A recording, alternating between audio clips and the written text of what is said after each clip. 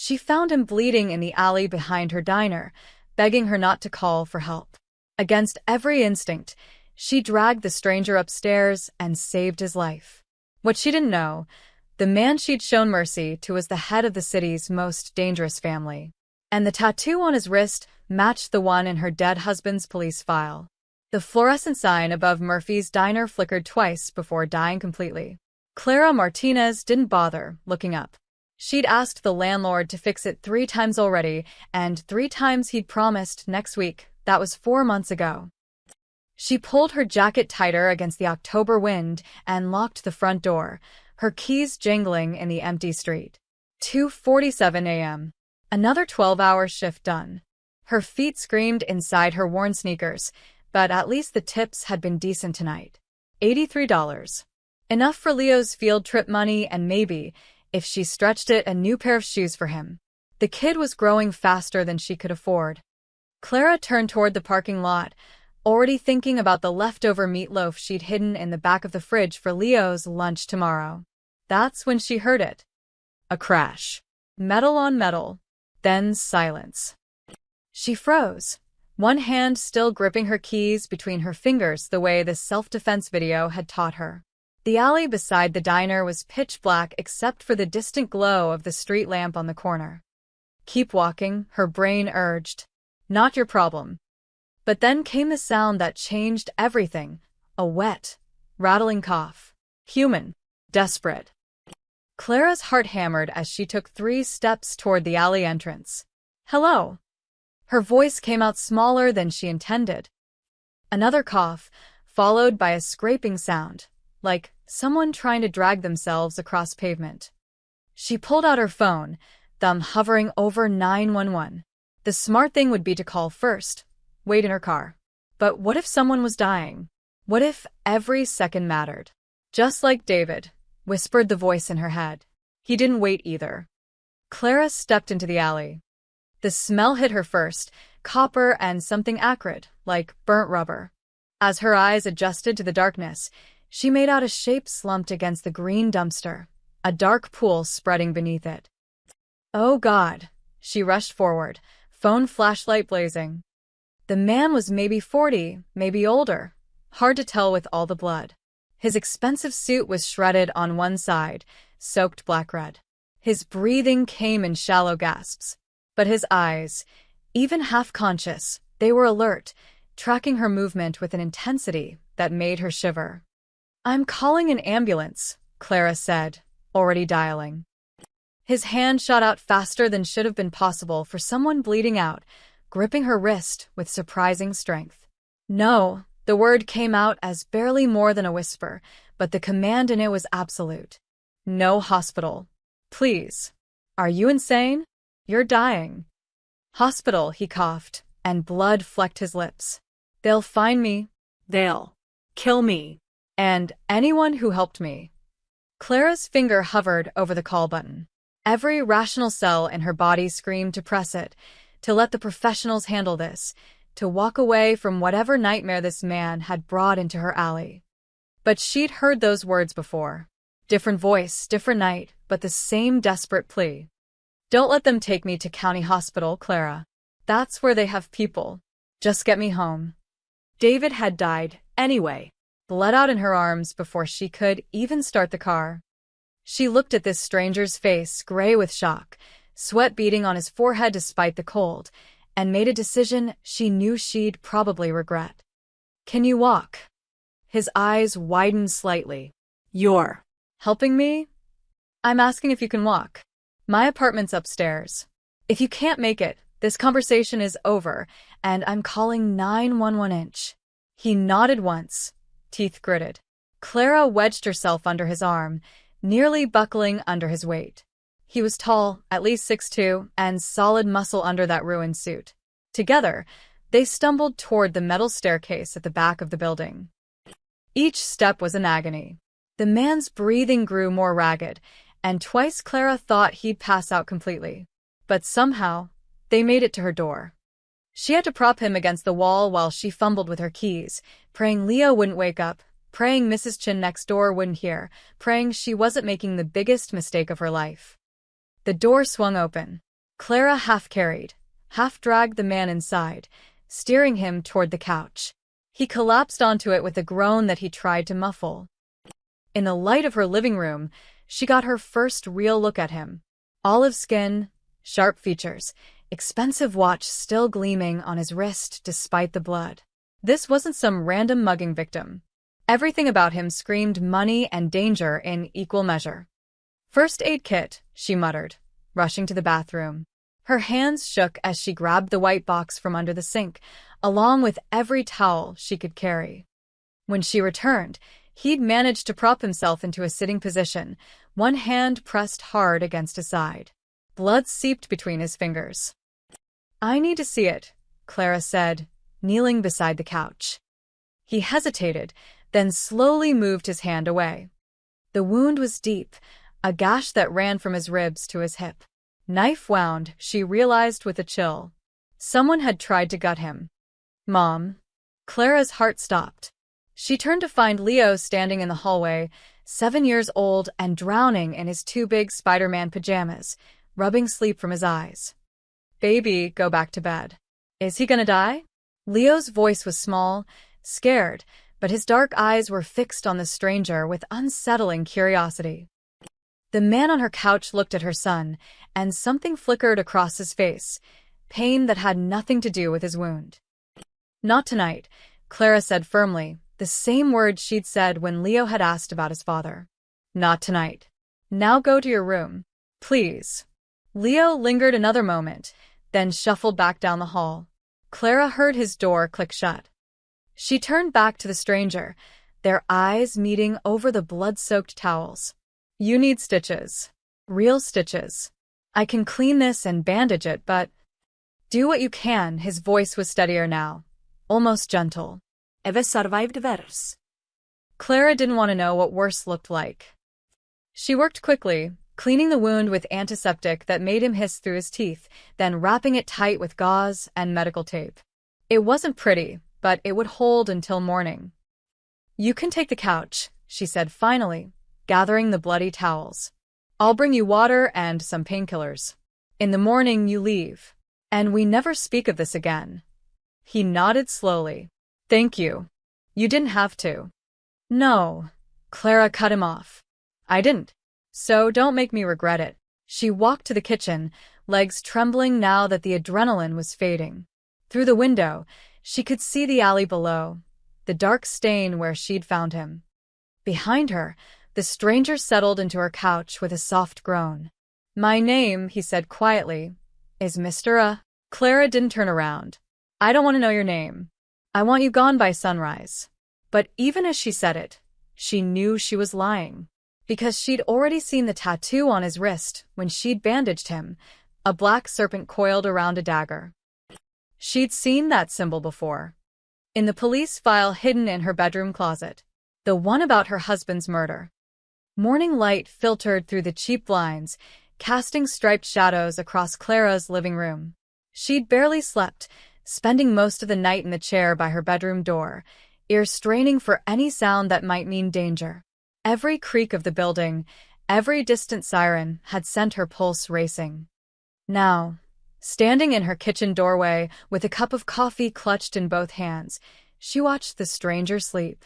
In daylight, he looked different, less like a wounded animal, more like a man who didn't belong on her second-hand couch. Even unconscious, there was something careful about him, controlled. His breathing was steady, one hand resting near his bandaged side. The tattoo on his wrist seemed to pulse in the morning sun. Clara forced herself to look away, to focus on the mundane task of making breakfast. Leo would be up soon, asking questions she couldn't answer. She needed this man gone before her son got too curious, before whatever violence had found him in that alley followed him here. She was cracking eggs into a pan when she heard him stir. "Don't move too fast," she said without turning around. "Those bandages won't hold if you tear the wound open." A pause. Then his voice, rough with sleep and pain. "You're still here." "It's my apartment." Clara flipped the eggs with more force than necessary. "Where else would I be? Most people would have called the police the moment I passed out." "Yeah, well, She slid the eggs onto a plate, added 2 pieces of toast. I'm not most people. When she finally turned around, he was sitting up, face pale but alert.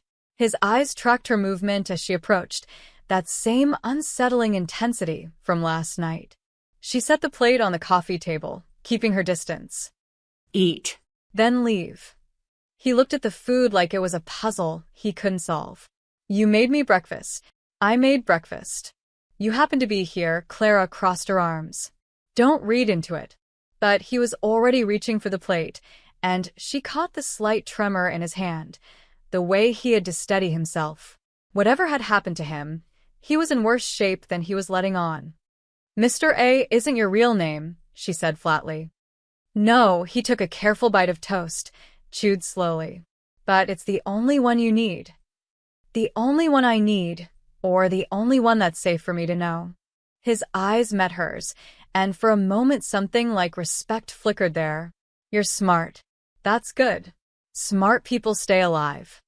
My husband was smart. The words came out harder than she intended. Didn't help him much. The stranger, Mr. A, set down his fork. I'm sorry for your loss. Clara almost laughed. Sorry. As if that word meant anything anymore. As if everyone who'd said it at David's funeral hadn't just been going through the motions, relieved it wasn't them in the casket. You said you're an accountant, she said, changing the subject. Funny kind of mugging that gets an accountant stabbed in an alley at 2 a.m. I work late. Wrong place, wrong time. The lie came smoothly practiced. They wanted my wallet, my watch. I fought back. And they just left you there? Didn't finish the job? Maybe they thought they had. Clara studied him, this man who'd probably never balanced a spreadsheet in his life.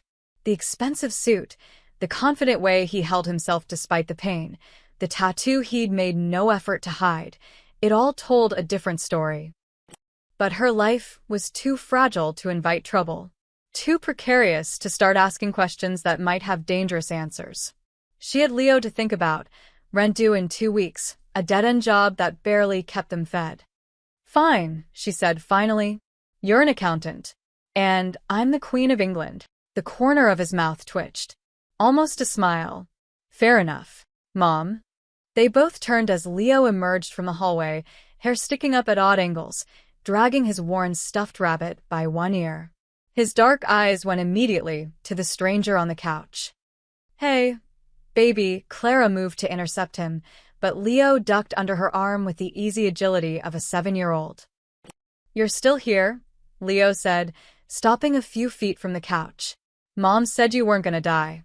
Your mother was right. Mr. A's voice changed when he spoke to Leo, softer, careful. I'm much better now. Did it hurt? The stabbing? La. Clara grabbed her son's shoulder. That's not. Yes, Mr. A interrupted quietly. It hurt very much. Leo nodded solemnly, as if this confirmed something important. Then he spotted the plate on the coffee table. You made him Mom's special eggs. Clara felt her cheeks warm. They're just eggs, Leo. Nah. You only make them like that for special people. You made them for Dad before he. Leo stopped, glancing at his mother's face. The silence stretched too long. Clara saw Mr. A's expression shift, something unreadable passing across his features. He was looking at Leo the way people sometimes looked at old photographs, with a weight that didn't match the moment. I need to get ready for school, Leo announced suddenly, breaking the tension.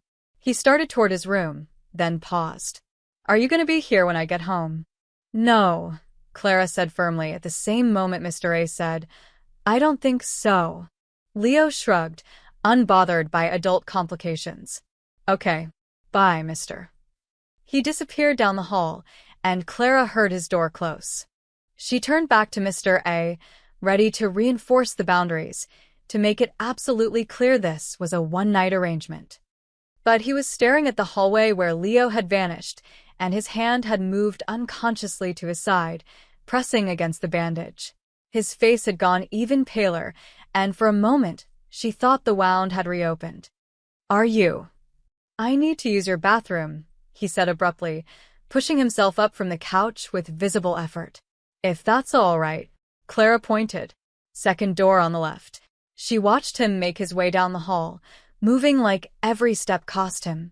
When the bathroom door clicked shut, she finally exhaled, realizing she'd been holding her breath. Through the thin walls, she heard the water running. Then nothing for a long moment. Then what might have been a stifled sound, pain, or something else. Clara looked at the hallway, at Leo's closed door, at the plate of half-eaten eggs, at the life she'd carefully built from the ruins of her old one. And she wondered what she'd really brought into her home last night. What monster she'd saved. By the time Clara got Leo ready for school, Mr. A had returned to the couch, looking steadier, but somehow more distant. He'd washed his face, slicked back his dark hair, and the transformation was remarkable. He looked almost normal, like he could walk into any office building and belong there. Almost. "I'll drive you," Clara said to Leo, grabbing her keys. She didn't want to leave the stranger alone in her apartment, but she also couldn't let her son walk to school. Not today. Not with this kind of chaos in their lives. "I can take the bus," Leo protested. Not today. Her tone left no room for argument. The drive to Jefferson Elementary took 12 minutes. 12 minutes of Leo chattering about his friend Marcus's birthday party next week, about the math test he was worried about normal 7-year-old things that felt surreal given what was waiting back at her apartment. "Mom," Leo asked as she pulled up to the drop-off zone, "is that man gonna hurt us?" Clara's hands tightened on the steering wheel. No, baby. "He's not." Okay, Leo unbuckled his seatbelt, then paused. Dad would have helped him too, right? The question hit her like a punch to the chest. "Yeah," she managed. "Dad would have helped him too." Leo smiled, satisfied with this answer, and bounded out of the car toward the school entrance. Clara watched until he disappeared through the doors, then sat there for another minute, trying to steady her breathing. David would have helped. That was the problem. David had always helped, always gotten involved, always believed he could make a difference. And it had gotten him killed. When she returned to the apartment, she expected to find it empty. Instead, Mr. A was still there, standing by her kitchen window, looking down at the alley where she'd found him. He'd put on one of David's old shirts that she'd left draped over a chair. It fit him almost perfectly. "I thought you'd be gone." He turned, and she saw he was holding something. Leo's crayon box. "Your son left these on the coffee table. I was going to put them away." Clara crossed the room and took the box from him. "You should be resting. Or leaving. Preferably leaving." "I'll go tonight," he said. "I just need," he winced, hand moving to his side. "A few more hours." She wanted to argue, to push him out the door right now. But the practical part of her brain, the part that had kept her alive through David's death and the hard years after, knew he couldn't make it far in his condition. If he collapsed on the street, if someone found him, if they traced him back here. Fine. Tonight. But you stay out of sight, and if anyone comes to the door, you hide in Leo's room. Understood? He nodded once. Understood. Clara left him there and went to get ready for her shift at the diner. But when she emerged from her bedroom 20 minutes later, she found something that made her stop in her tracks.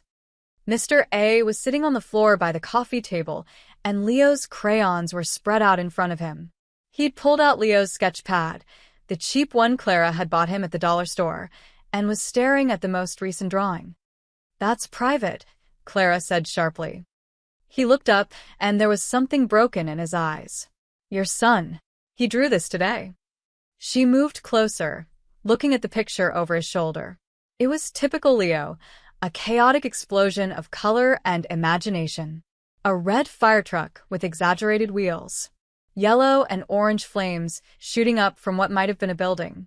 And in the corner, a small stick figure with tears coming down its face.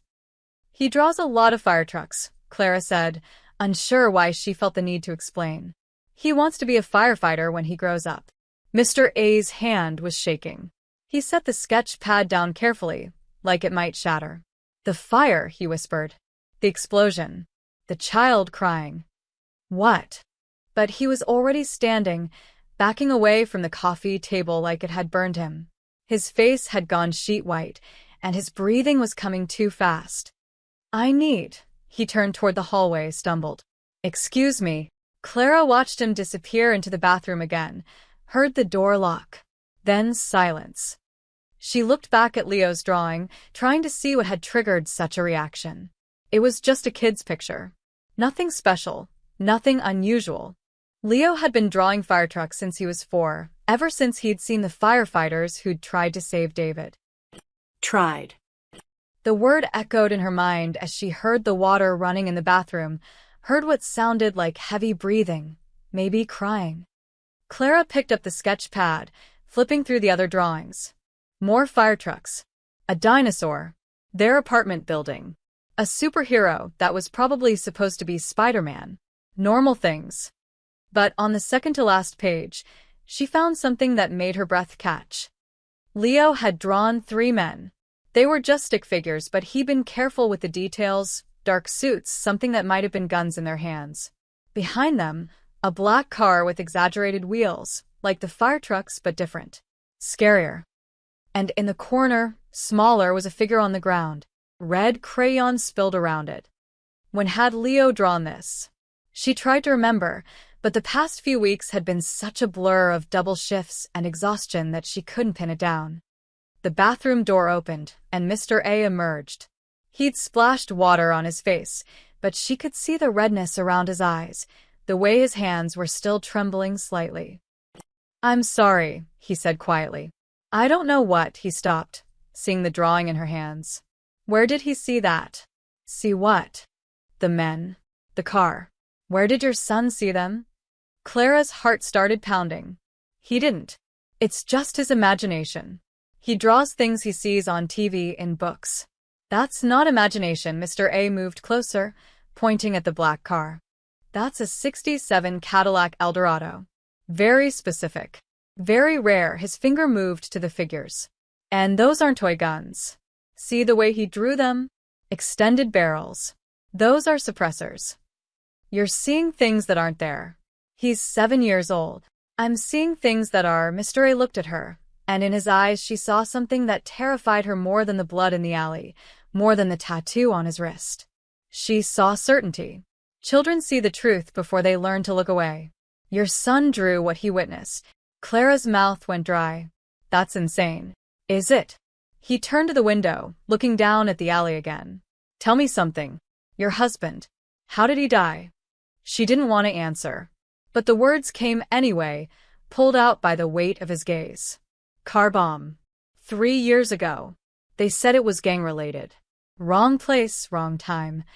Mr. A was quiet for a long moment. Then, what was your husband's name? Why does it matter? Please. David, she whispered. David Martinez. The name hung in the air between them. Mr. A closed his eyes, and when he opened them again, there were tears there. I know that name, he said softly. God help me, I know that name. Clara felt the floor tilt beneath her feet. What are you talking about? But before he could answer, they heard footsteps on the stairs outside. Heavy, deliberate. Multiple people. Then a knock at the door. Clara Martinez? A man's voice, deep and authoritative. This is Detective Morrison, LAPD. We need to ask you some questions about an incident last night. Mr. A's hand went to his side, and Clara saw him calculating distances, exits, options. His whole body had tensed, ready for violence. Don't, she hissed. Don't you dare. Another knock, harder this time. Ms. Martinez? We know you're home. Your car's in the lot. Clara looked at the man in her living room. This stranger who knew her dead husband's name, who saw things in her son's drawings that shouldn't be there, who'd brought police to her door. And she made another choice she knew she'd regret. Closet, she whispered, pointing to the hallway. Now. And don't make a sound. Mr. A hesitated for only a second before moving silently down the hallway. Clara waited until she heard the closet door ease shut, then counted to 3, forcing her face into a mask of tired confusion before opening the front door. Detective Morrison was exactly what she expected, mid-50s, gray at the temples, the kind of weathered face that had seen too much and believed too little. His partner was younger, A woman with sharp eyes and sharper cheekbones, notebook already in hand. Ms. Martinez? Morrison flashed his badge. Sorry to bother you so early. I'm Detective Morrison. This is Detective Chen. We're investigating an assault that occurred in the alley behind your building last night. Clara's heart hammered, but she kept her voice steady. An assault? Is everyone okay? That's what we're trying to determine. Chen was studying her face, looking for cracks. Were you working last night? Yeah, I closed up the diner around 2:30. Why? Did you see or hear anything unusual? Anyone in the alley? Clara shook her head, the lie coming easier than it should have. No, nothing. I went straight to my car and came home. Is this about a mugging or something? Morrison exchanged a glance with his partner. We found a significant amount of blood in that alley. And security footage from the convenience store across the street shows someone matching your description entering the alley at approximately 2:47 a.m. The bottom dropped out of Clara's stomach. I might have heard something. A noise. I looked, but I didn't see anyone, so I left. You didn't think to call 911? Chen's pen hovered over her notebook. In this neighborhood? Detective, I hear noises every night. Cats, homeless people, kids messing around. If I called the cops every time, they'd stop showing up. Morrison's expression softened slightly. He probably knew she was right. The blood indicates someone was seriously injured. If you saw something, anything, it could help us. I'm sorry. I really didn't see anything. Clara glanced at her watch, a calculated move. Look, I need to get ready for work. If I remember something, I'll call, okay? Chun handed her a card. Please do. And, Ms. Martinez? If someone approaches you, if you see anything suspicious, call immediately. The person who was injured in that alley is dangerous. We have reason to believe he's connected to organized crime. The words hit like ice water. Clara took the card with steady fingers. I will. Thank you, detectives. She closed the door and stood there, not moving, listening to their footsteps retreat down the stairs. Only when she heard their car start did she allow herself to breathe. They're gone, she said quietly. The closet door opened, and Mr. A emerged. His face was unreadable, but she could see the tension in his shoulders, the way his hand stayed near his side where a weapon might be if he had won. You lied for me. I lied for myself, Clara shot back. If they knew you were here, I'd be arrested for harboring a fugitive or whatever they call it. My son would end up in foster care. So don't think I did it for you. But they both knew that wasn't entirely true. Mr. A moved to the window, careful to stay out of sight as he looked down at the street. They'll canvass the building. Talk to your neighbors. Someone might have seen us. Mrs. Chun is half-deaf and Mr. Kowalski works nights. No one saw anything. Clara's mind was racing. You need to leave. Now. Before they come back with a warrant or more questions. I will, he turned from the window. But first, you need to know something about your husband. Don't, the word came out sharp, cutting. Don't you dare use David to manipulate me. I'm not trying to manipulate you. I'm trying to warn you. He took a step closer, and Clara saw the desperation in his eyes. David Martinez was a police informant. He was feeding information about the Moretti family to the FBI. Clara's vision tunneled. That's a lie. 3 years ago, there was supposed to be a meeting. David was going to testify, bring down half the organization. But someone found out. They put a bomb in his car. Stop it. Clara's hands were shaking now, rage and fear mixing into something toxic.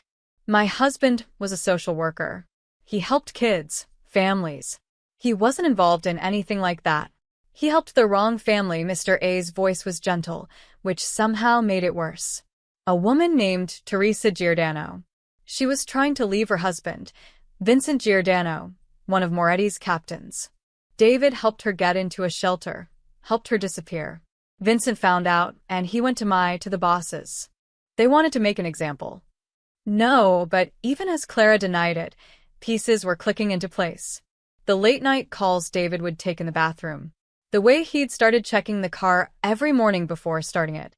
The life insurance policy he'd suddenly insisted on getting. If anything happens to me, It won't be, by Moretti's hand. The note.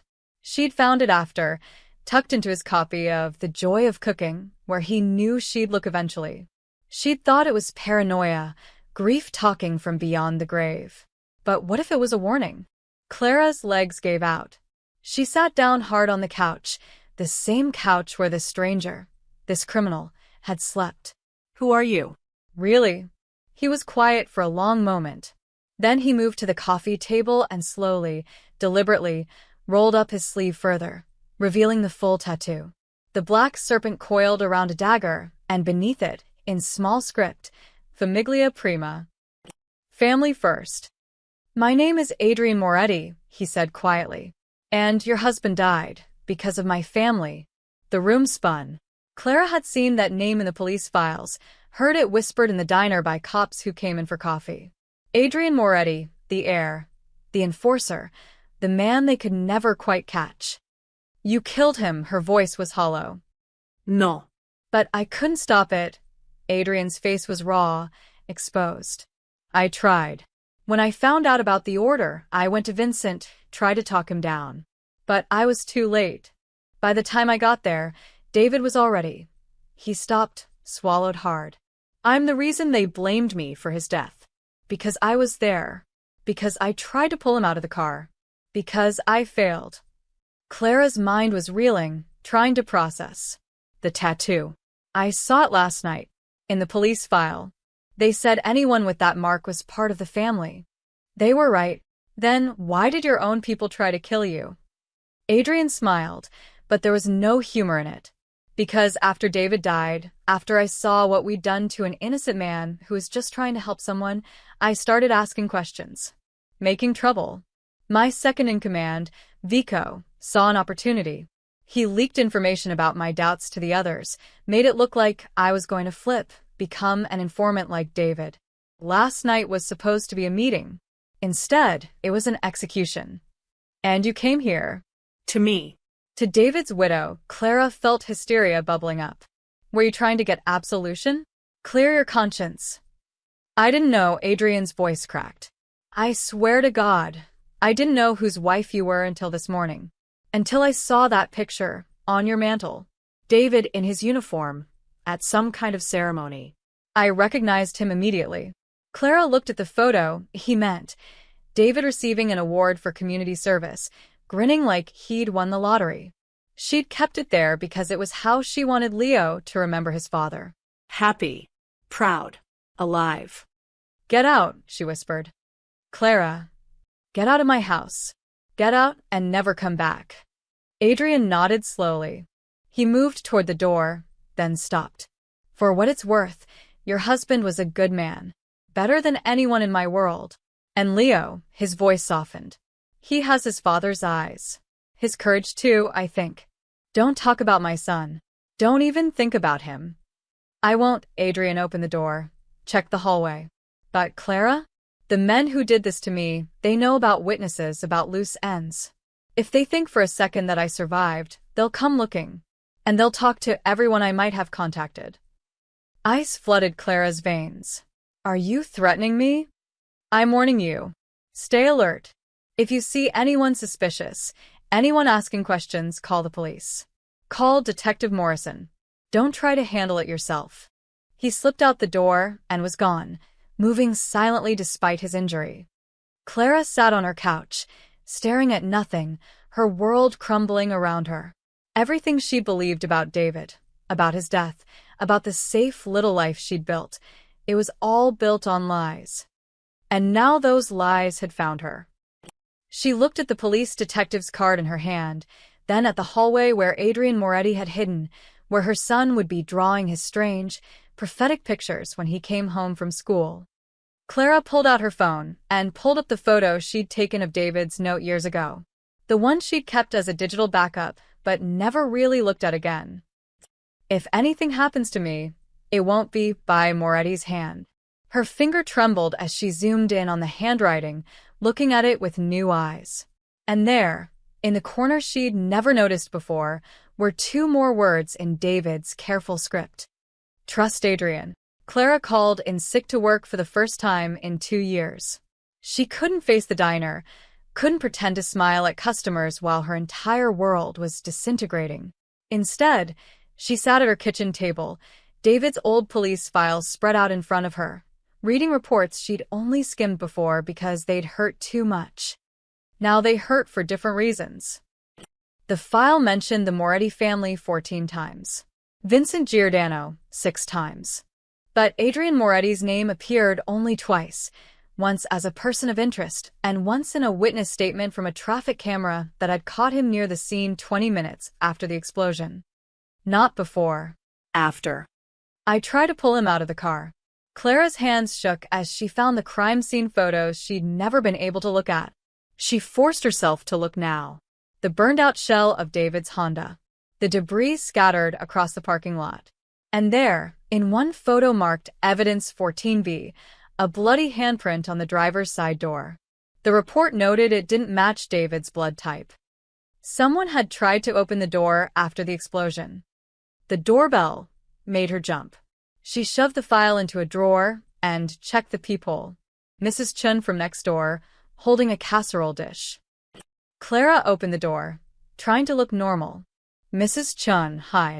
I saw the police here this morning, the elderly woman said, her accent thick. I worry. You okay? I've fine. Just routine questions about something in the alley.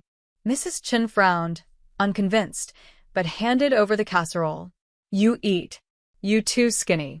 That boy needs strong mama. Thank you. Clara took the dish, its warmth seeping through the ceramic. Really, we're okay. After Mrs. Chun shuffled away, Clara set the casserole on the counter and returned to the file. But her phone buzzed before she could open the drawer again. Jefferson Elementary. Her heart stopped. Ms. Martinez? This is Principal Dawson. Leo's fine, but we need you to come pick him up. What happened? He got into an altercation with another student. No one's hurt, but he's quite upset. He's been asking for you. 20 minutes later, Clara found Leo sitting in the principal's office, arms crossed, tear tracks on his face.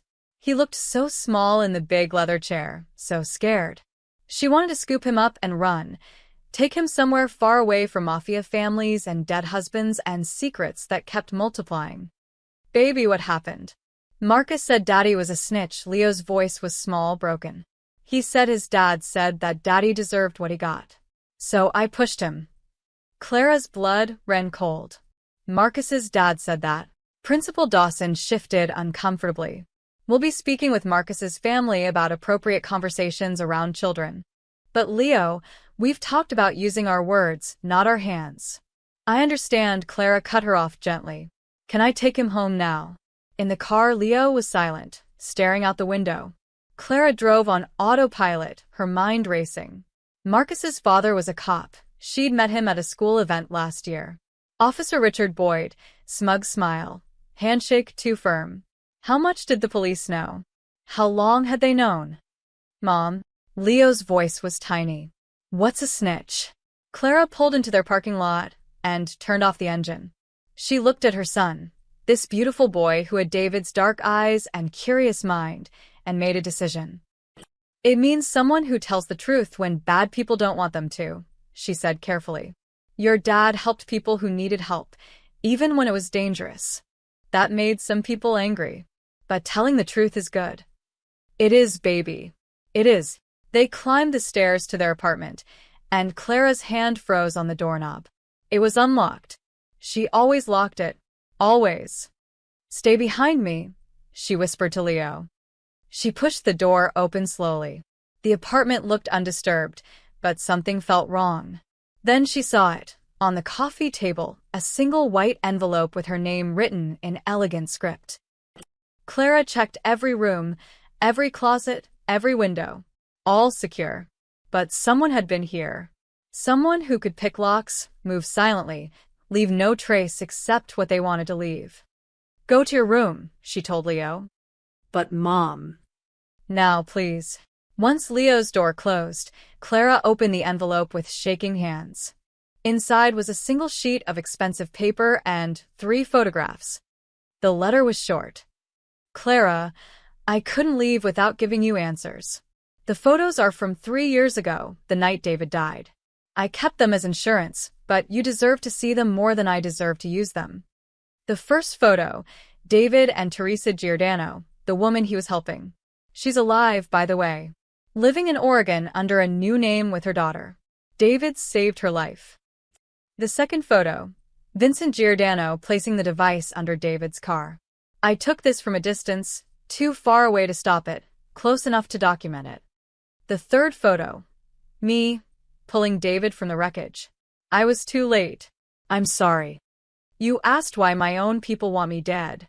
The truth is, I've been collecting evidence for months. Names, dates, crimes. Everything. I was going to finish what David started. But I realized something this morning. I can't undo the past. I can't bring your husband back.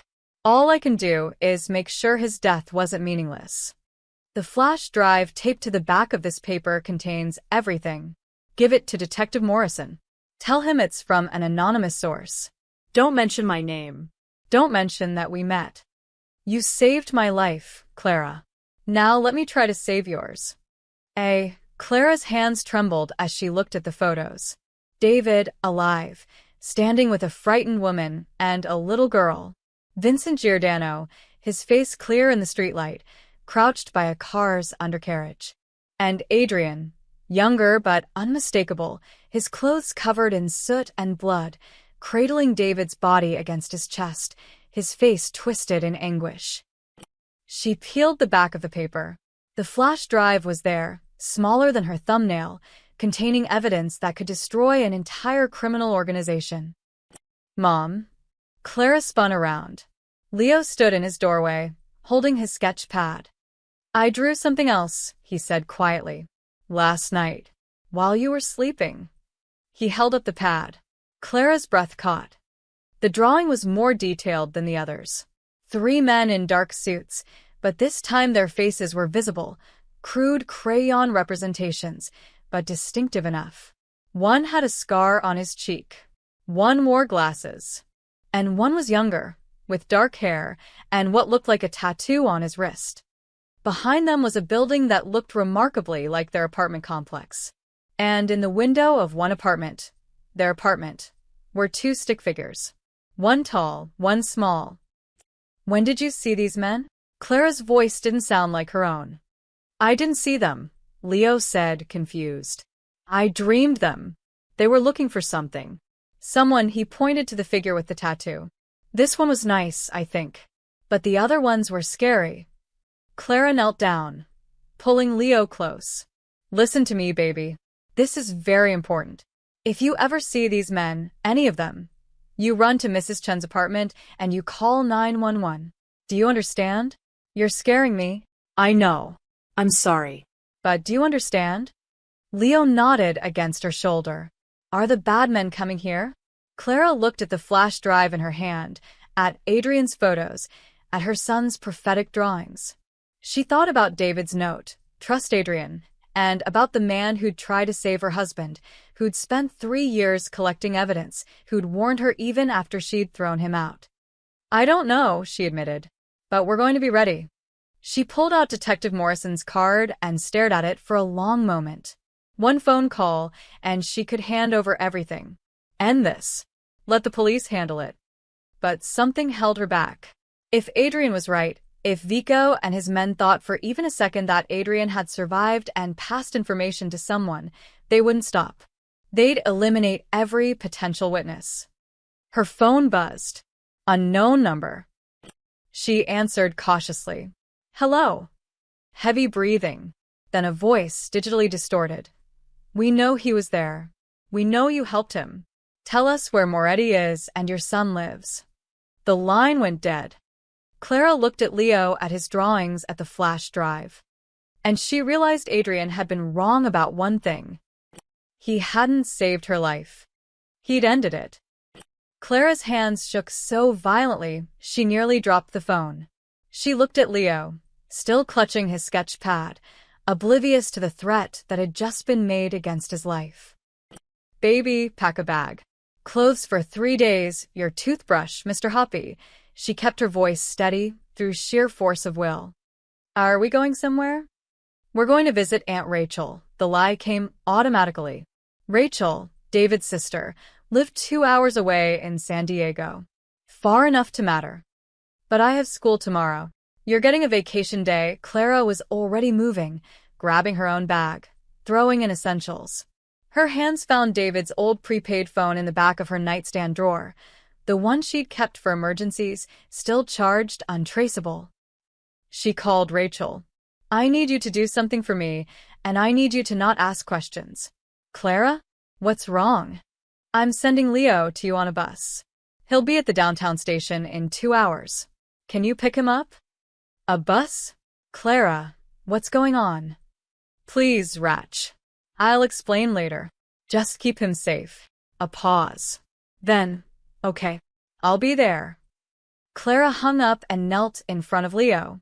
Listen carefully. You're going to take a bus to Aunt Rachel's house. It'll be an adventure, like we've talked about. You're a big boy, and I need you to be brave. You're not coming? Not yet. I have to take care of something first. But I'll come get you in a few days, I promise. She pulled him close, breathing in the strawberry scent of his shampoo. I love you more than anything in this world. You know that, right? I know, Mom. His voice was muffled against her shoulder. Are you in trouble? No, baby. I'm just being careful. 45 minutes later, she watched Leo board the Greyhound to San Diego, Mr. Hoppy clutched under his arm. She'd given him her phone to play games on, put $60 in his pocket, and made him memorize Rachel's address and phone number. He looked so small climbing those bus steps. The bus pulled away. Clara stood in the parking lot until it disappeared, then got in her car and drove. Not home. She couldn't go home. Instead, she drove to the one place she thought might have answers. The Holy Name Catholic Church on West Adams, where David used to volunteer. Where Father Miguel had presided over his funeral, had held her hand while she cried, had promised that justice would come eventually. The church was quiet in the late afternoon, sunlight streaming through stained glass windows. Father Miguel was in his office, bent over paperwork. Clara, he stood immediately, concern creasing his weathered face. My child, what's wrong? I need to see the records. From 3 years ago. The donations, the volunteers, everything from the month before David died. Father Miguel hesitated. Clara, those records are confidential. David was helping someone. A woman named Teresa Giordano. I know she came here. I know he met with her through your outreach program. Clara's voice cracked. Please, Father. Someone threatened my son today. I need to understand what David was involved in. The priest's face paled. He closed the office door and locked it. Sit down. You knew. The realization hit Clara like a fist. You knew what David was doing. I knew he was helping a woman escape an abusive situation. I didn't know. Father Miguel rubbed his face. I didn't know who her husband was until after. Until the police came asking questions. Until David was gone. Clara, what David did was noble. Teresa and her daughter were in mortal danger. He saved their lives. And it cost him his own. Clara pulled out Adrian's photos, spreading them on the desk. Did you know about this? About Adrian Moretti? Father Miguel picked up the photo of Adrian pulling David from the wreckage. His hands trembled. Where did you get this? Does it matter? Adrian Moretti came here 2 weeks after David died. He sat in the confession booth for 3 hours. The priest's voice was barely above a whisper. He told me everything. The guilt was destroying him. He said he'd tried to save David, tried to stop it, but he was too late. He asked me how to make amends for a sin he didn't commit but couldn't prevent. What did you tell him? I told him that redemption doesn't come from guilt. It comes from action. From making different choices going forward. Father Miguel looked at her. Is Adrian alive? Is that why someone threatened Leo? Clara nodded slowly. I helped him. I didn't know who he was, but I helped him, and now his people think I know where he is. Do you? No. He left this morning, and I haven't heard from him since. She pulled out the flash drive. But he left me this. Evidence against his own family. And I don't know what to do with it. Before Father Miguel could respond, Clara's borrowed prepaid phone buzzed. Unknown number again. She answered, her voice cold. What do you want? Ms. Martinez, a different voice this time, smooth and cultured. My name is Vico Santoro. I believe you've met my associate, Adrian. I don't know what you're talking about. Please. We saw the security footage. We know he went into that alley bleeding. We know you went in after him. We know he didn't come out. Vico's voice remained pleasant, almost friendly. We also know your son just boarded a bus to San Diego. Seat 14B, if I'm not mistaken. Clara's blood turned to ice. If you touch him. I'm not a monster, Ms. Martinez. I don't hurt children. But I do need to find Adrian. He is something that belongs to me. Information that could be very damaging if it fell into the wrong hands. He's dead. He died in that alley. Then you won't mind if we search your apartment? Thoroughly. Clara looked at Father Miguel, at the flash drive on his desk. Fini. Search all you want. You won't find anything. We already are. Vico's smile was audible. My men are there right now. Unfortunately, they're making quite a mess. Shame about all your late husband's belongings. The photos, the mementos. Particularly flammable memories. You son of a... I'll give you 4 hours. If Adrian contacts you, if you know where he is, you tell him to meet me at the old 7th Street warehouse at midnight. Come alone, and I'll let you and your son disappear. No one else has to die. But if he doesn't show, Vico paused. Well, accidents happen. Even on buses. The line went dead. Clara stood there, shaking with rage and terror. They're going to hurt Leo. They're going to hurt my son because of something David started and Adrian couldn't finish. Father Miguel picked up the flash drive. Or you finish it for both of them. What? Adrian gave you this for a reason. Not just to turn over to the police, but to use. To protect yourself. The priest's eyes were steady. David used to say you were the strongest person he knew. That you could survive anything. Maybe it's time to prove him right. Clara looked at the flash drive, at the photos, at the evidence that could destroy the Moretti family. An idea was forming. Dangerous, possibly suicidal, but it was the only card she had left to play. I need to make a call, she said quietly. To someone who's not going to like what I have to say. She pulled out Detective Morrison's card and dialed. When he answered, she spoke clearly. Detective, this is Clara Martinez. I lied to you this morning. Adrian Moretti was in my apartment.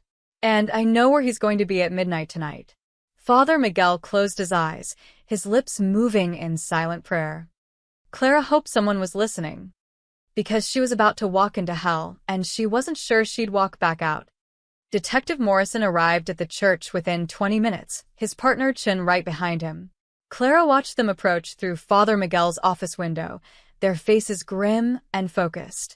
She'd gambled everything on this moment, on the hope that the law could protect her better than lies could. Ms. Martinez, Morrison's voice was clipped as he entered. You want to tell me why you're wasting police time with a false report this morning, then calling about a wanted fugitive this afternoon? Because this morning I was scared. Now I'm terrified. Clara gestured to the photos on the desk. And I need your help. Chin picked up the photo of Adrian pulling David from the car. Her eyes widened. Where did you get this? Adrian Moretti gave it to me. Along with these, Clara handed over the flash drive. He said it contains evidence about my husband's murder. About the whole Moretti organization. Morrison studied the photo, his jaw tight. Your husband, David Martinez. The social worker killed 3 years ago. He wasn't just a social worker. You know that. The file says he was an informant. That information was classified. My husband is dead. Clara's voice cracked. Classified doesn't mean anything to me. I want to know the truth. All of it. Morrison exchanged a look with Chun, then sighed heavily. Sit down, Ms. Martinez. I don't want to sit down. I want answers. Then you'll get them. But you're not going to like them.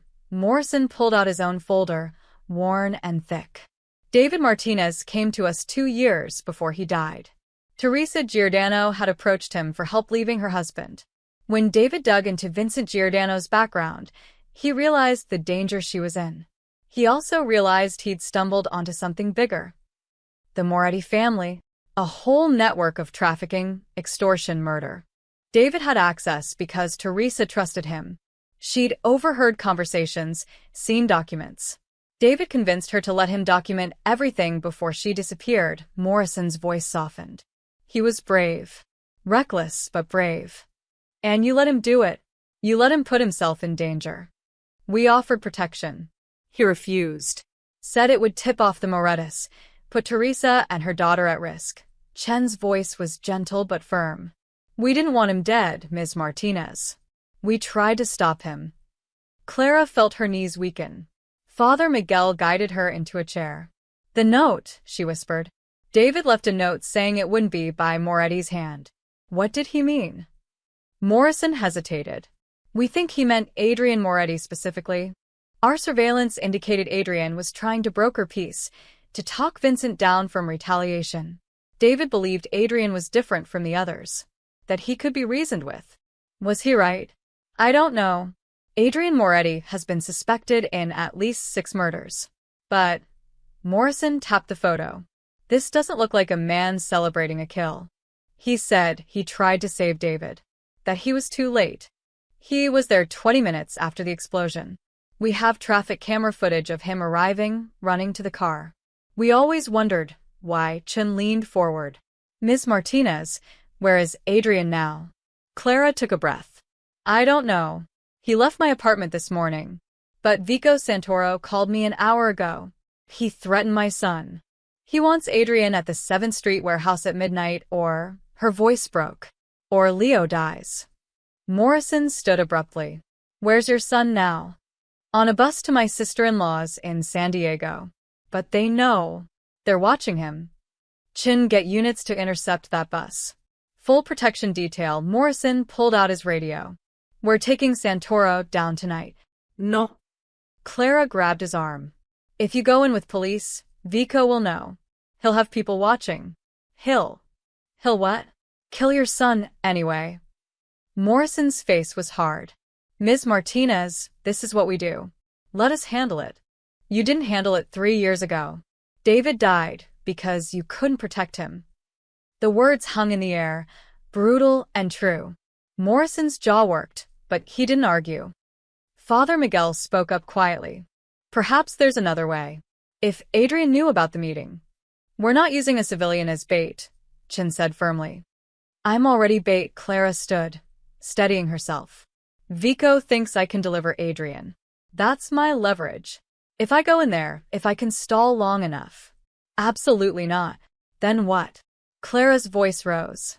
You storm in, Vico makes a phone call, and my son dies on a highway somewhere? I can't. Tears spilled over. I can't lose him too. He's all I have left. Morrison was quiet for a long moment. Then he said, show me what's on that drive. Father Miguel's computer was old, but it worked. Chun plugged in the flash drive, and they watched in silence as folders appeared. Financial records.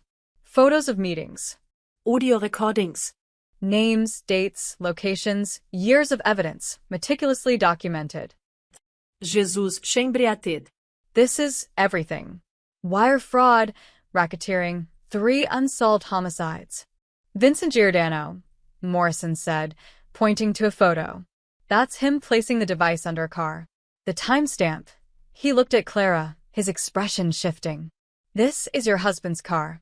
The night he died. Clara forced herself to look. Vincent, crouched by the Honda's undercarriage, his face clear in the streetlight. Proof. Undeniable proof. There's a video file, Chin said, clicking it open. Adrian's face filled the screen, haggard and bruised. The timestamp showed it was from 2 days ago. If you're watching this, I'm probably dead, Adrian's recorded voice said. My name is Adrian Michael Moretti, and I want to confess to my role in the following crimes. For 20 minutes, they watched as Adrian detailed everything.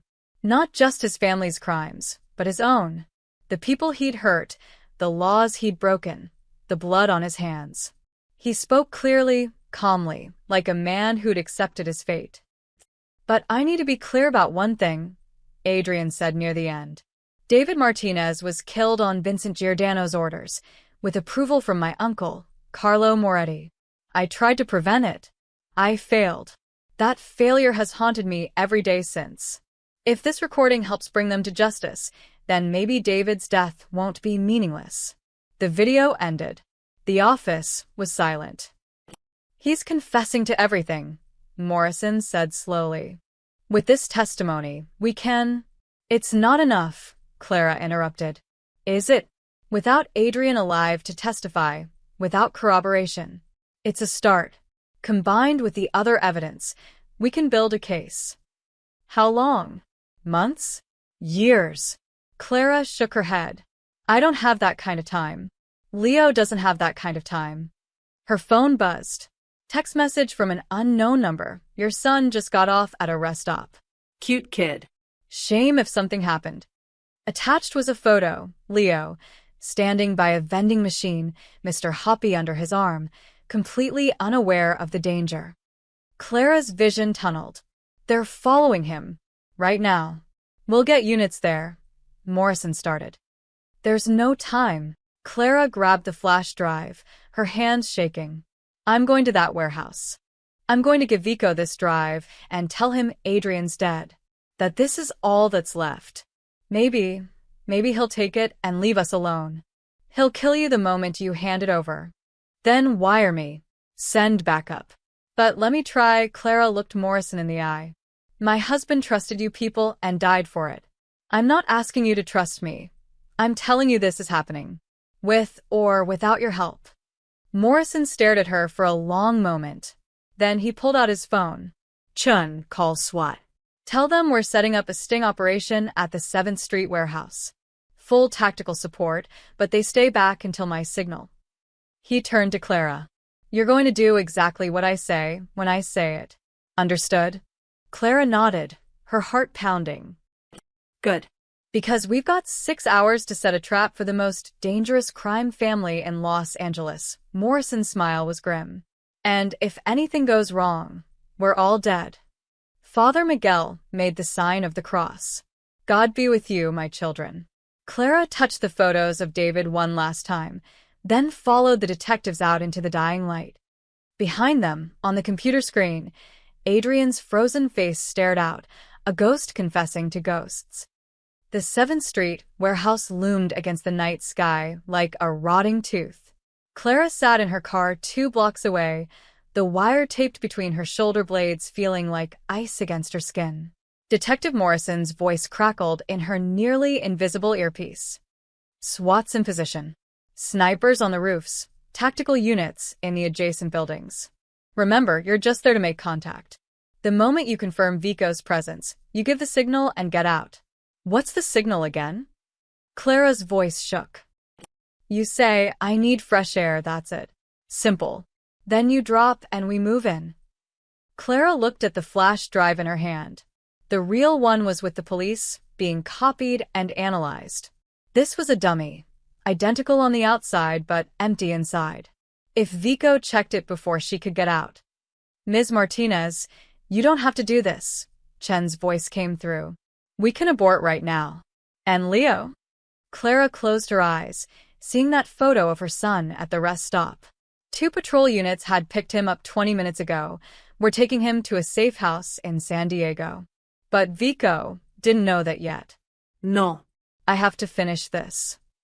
She stepped out of the car. The November wind cut through her jacket as she walked toward the warehouse. Every instinct screamed at her to run, but she forced one foot in front of the other.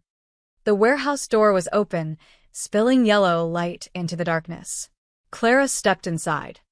The space was cavernous, filled with rusting machinery and empty crates. In the center, under a flickering bulb, stood Vico Santoro. He was younger than she expected, maybe 40, handsome in an expensive suit, his dark hair slicked back. 2 men flanked him, their jackets bulging with concealed weapons. Ms. Martinez, Vico's smile was warm, friendly even. Thank you for coming. I know this must be difficult. Where's Adrian? Clara's voice echoed in the empty space. Dead, you said. In the alley, Vico tilted his head. Though we never found a body. Funny, that. I buried him. In the Angeles National Forest. Off Route 2, Mile marker 47". The lie came smoothly. Morrison had prepared her for this. I panicked. Didn't want the police finding him in my apartment. You buried a 6'2" man by yourself. Fear's a good motivator. Vico laughed, but it didn't reach his eyes. You know what I think? I think Adrian's alive. I think he's hiding, and I think you know where. Then you think wrong. Clara held up the flash drive. This is what you want, right? The evidence? Adrian gave it to me before he died. Said if anything happened to him, I should use it as insurance. Insurance against what? Against people like you coming after my son. Clara took a step forward. Here's the deal. You take this, you leave me and Leo alone, and we all pretend none of this ever happened. Vico studied her for a long moment. Then, he gestured to one of his men. Check it. The man pulled out a laptop, plugged in the drive. Clara's heart hammered as he clicked through folders. Empty. All empty. The man looked up at Vico and shook his head. Well, Vico said softly. That's disappointing. I need fresh air, Clara said quickly, too quickly. Vico smiled. I don't think so. One of the men grabbed her arm. Clara struggled, but he was too strong, forcing her toward a chair. This wasn't the plan. She was supposed to say the words and get out. Why weren't the police moving? Morrison, she shouted. Morrison, help. Vico's smile widened. The police can't hear you, Ms. Martinez. These walls are reinforced concrete, 2 feet thick. Even with your little wire. He reached into her collar, ripped out the device, crushed it under his heel. They won't know what's happening until it's too late. Clara's blood ran cold. You knew. We have people everywhere. Did you really think 2 detectives could set up an operation like this without us noticing? Vico crouched in front of her. Now. Let's try this again. Where is Adrian? I told you. The slap came so fast she didn't see it. Her head snapped to the side, stars exploding across her vision. Wrong answer. Vico grabbed her chin, forcing her to look at him. Adrian has the real evidence, doesn't he? Copies, backups.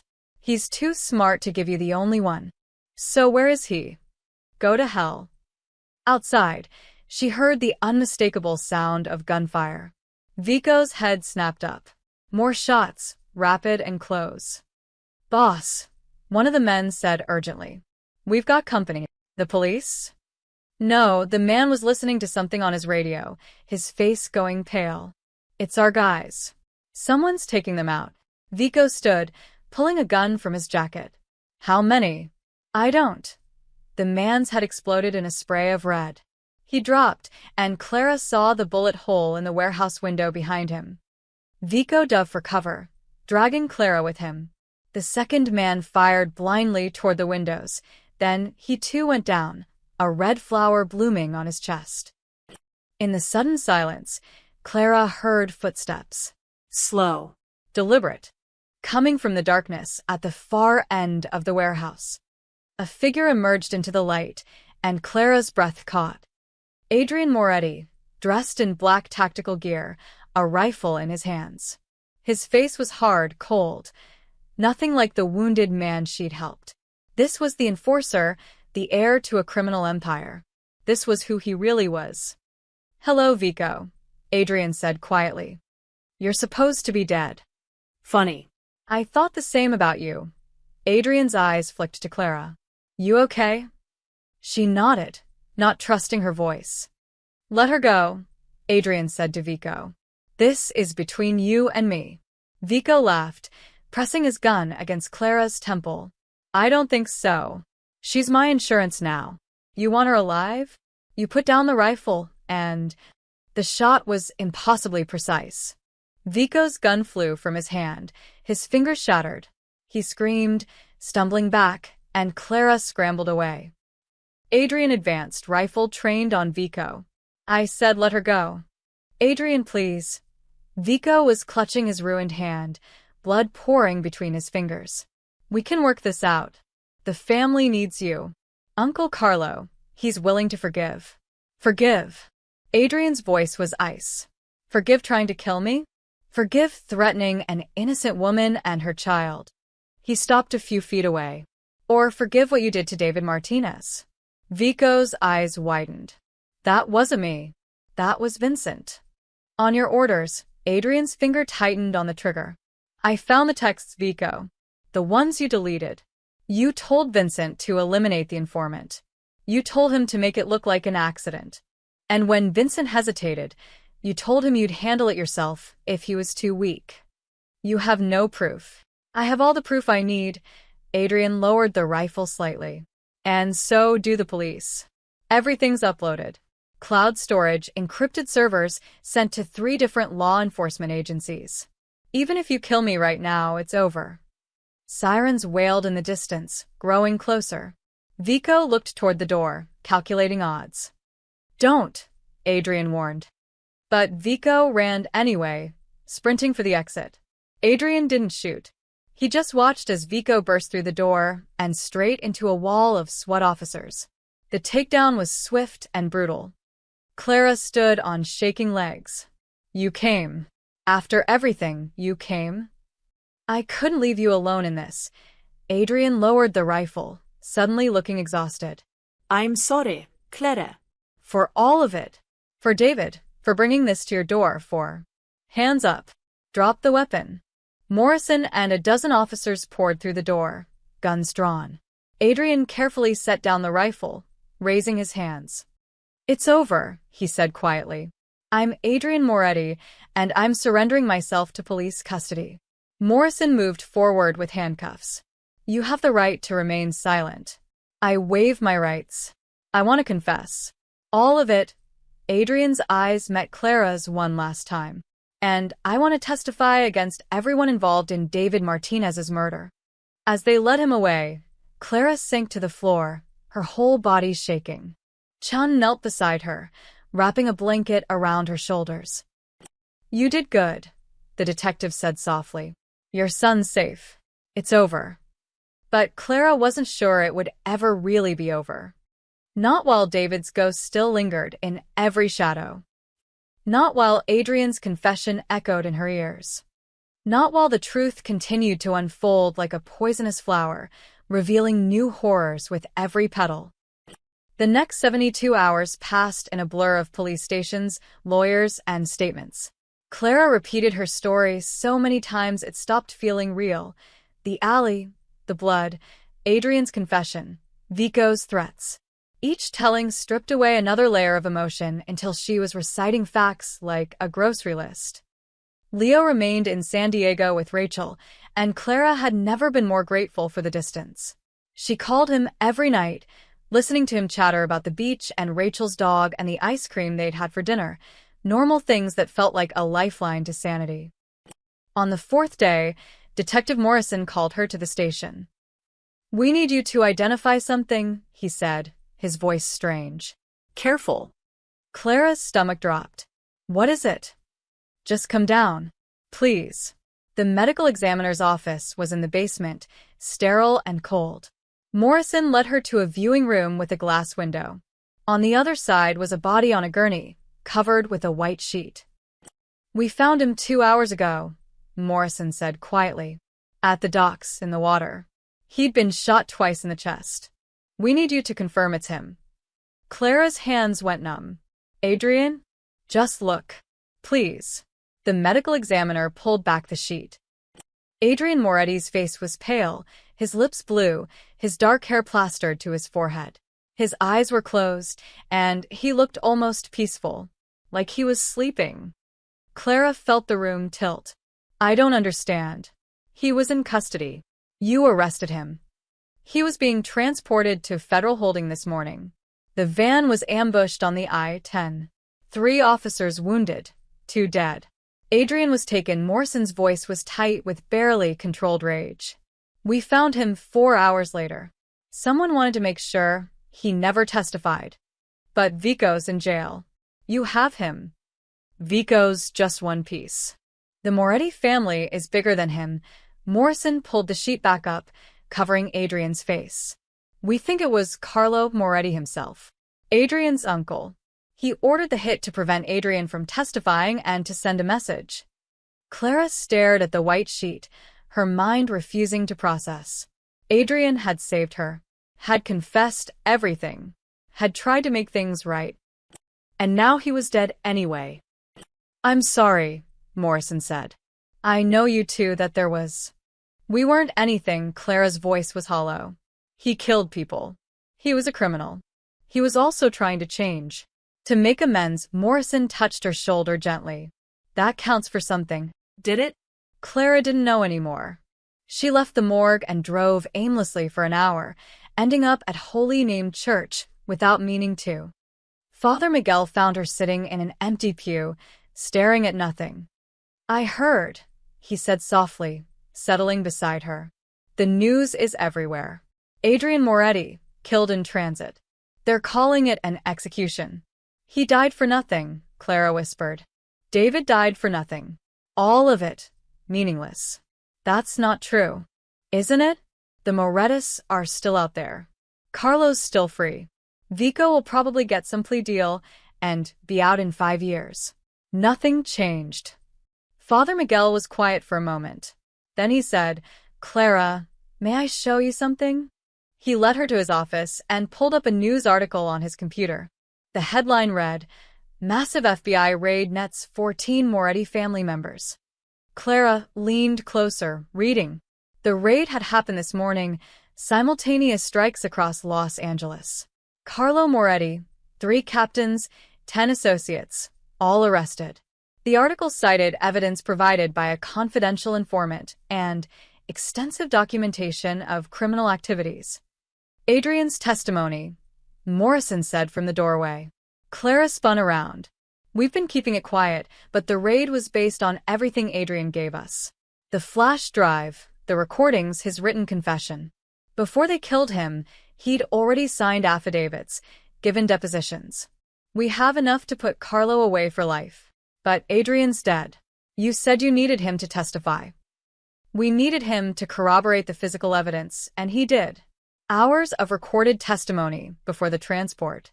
He knew they'd try to kill him, so he made sure everything was documented and legally binding before they got the chance." Morrison's smile was grim.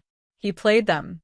Made them think they could silence him, then had the last word from beyond the grave."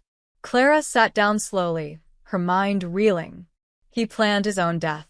"I think he accepted it was inevitable," Morrison said. "After he saved you at the warehouse, after he surrendered, he knew the family would never let him testify. So he gave us everything we needed, then let them think they'd won. The ambush, the killing, it gave us probable cause for the raid. If Adrian had just testified in court, we'd have spent years in appeals. This way, we caught them all red-handed trying to cover up a murder." Father Miguel crossed himself. He sacrificed himself. For justice. For David. For you and Leo.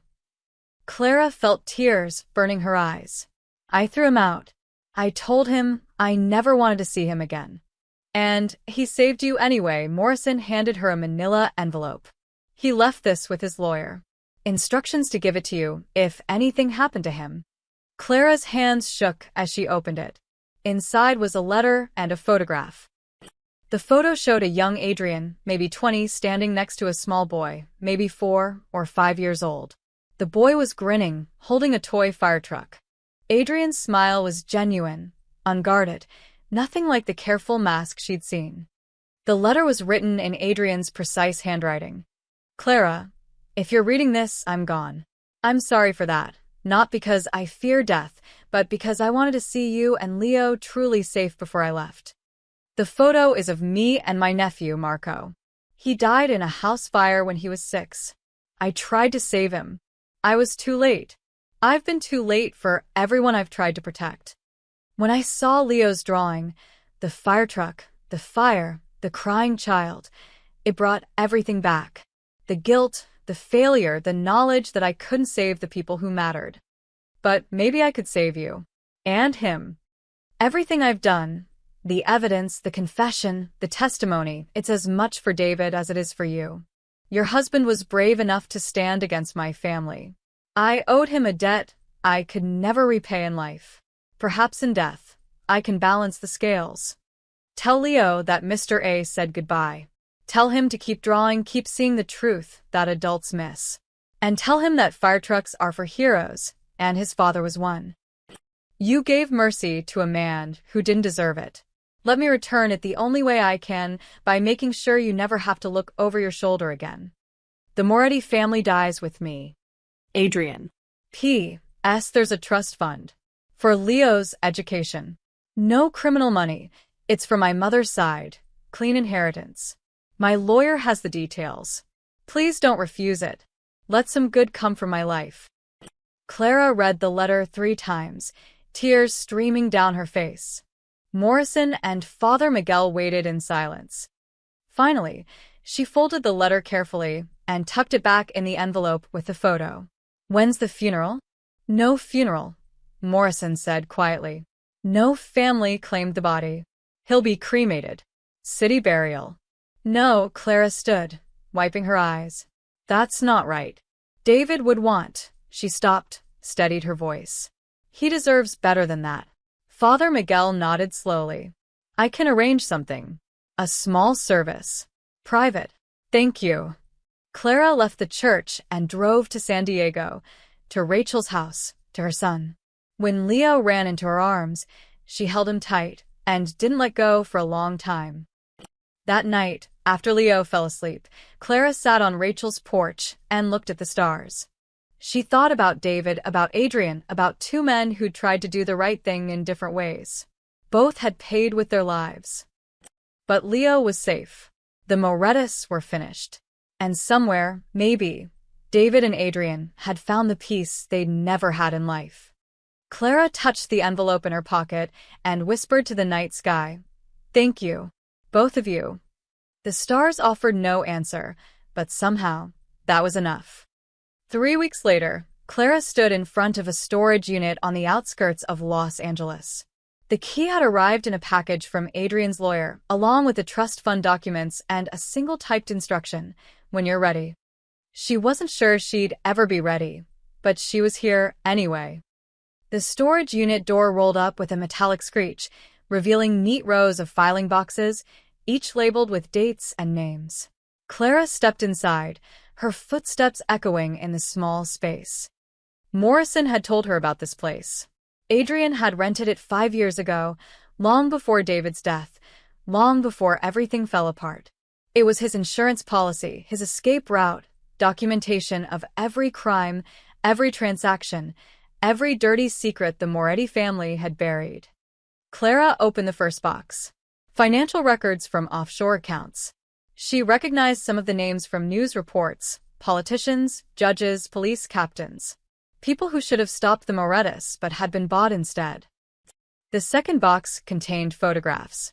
Crime scenes that had been ruled accidents or suicides. She saw Vincent Giordano in several, always in the background, always carefully out of focus. Except in one photo, dated 2 months before David's death, where Vincent was clear as day standing over a body in an alley. The third box made her stop breathing. It was labeled simply, David Martinez. Inside were dozens of folders, organized chronologically. Clara's hands trembled as she pulled out the first one. Inside was a copy of David's initial contact with the FBI, his offer to help Teresa Giordano, his agreement to gather evidence. But there were other documents too. Notes in Adrian's handwriting, warnings he'd tried to send through intermediaries. Vincent's escalating. Target acquisition confirmed. Need to pull informant immediately. And responses from people whose names were redacted. Source is valuable. Continue monitoring. They'd known. The FBI had known David was in danger and hadn't pulled him out. Clara sank to the floor, rifling through more files. There were transcripts of conversations Adrian had recorded. Vincent plotting David's murder, Carlo giving approval, Vico orchestrating the timing. And through it all, Adrian trying to delay, deflect, warn. One transcript made her stop cold. It was dated 3 days before David died. Adrian, this is wrong. Martinez is just trying to help a woman and her kid. Carlo, he's seen too much. He knows too much. You want him to testify against us? Against your own blood? Adrian, there are other ways. We can disappear. Start over somewhere. Carlo, you're weak. Just like your father. This is why Vincent handles the hard jobs. Adrian, if you do this, I'm out. I'm done with the family. Carlo, you're never done with family, Adrian. Blood is forever. Now get out of my sight before I forget you're my nephew. Clara pressed her fist against her mouth, stifling a sob. Adrian had tried.